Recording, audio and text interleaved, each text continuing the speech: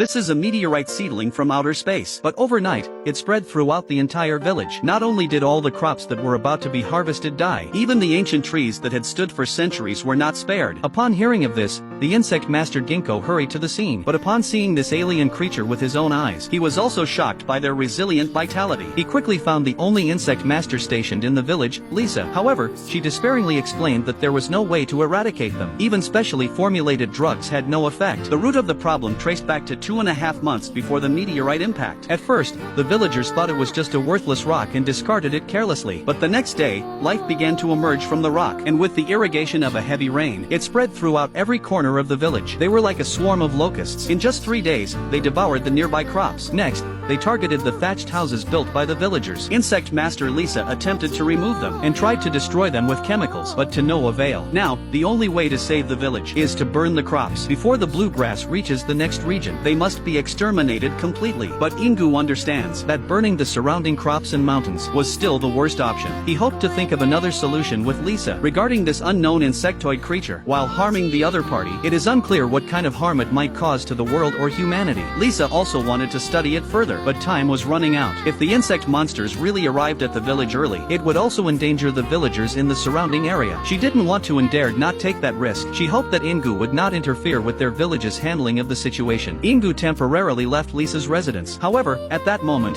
the villagers were building a firebreak in the mountains. Watching the trees fall one by one, Ingu still feels a piercing pain in his heart. Finally, as the next tree is about to fall, Ingu couldn't help but speak up to stop them. He didn't understand how many lives the villagers were willing to sacrifice for an unknown fear. If we were to compare them to animals, they were like monkeys that had just been startled. A mere sense of crisis would cause the entire mountain to become their burial ground. But Ingu, who didn't put himself in their shoes, was rebuked by the villagers. If their families and loved ones were truly in danger, what use would this mountain be? They could start over with their crops, but the village where they have lived for generations is the foundation that all the villagers cannot abandon. Therefore, they dare not and will not gamble on an uncertain future. Just as Ingu was still trying to persuade them, Lisa reappeared.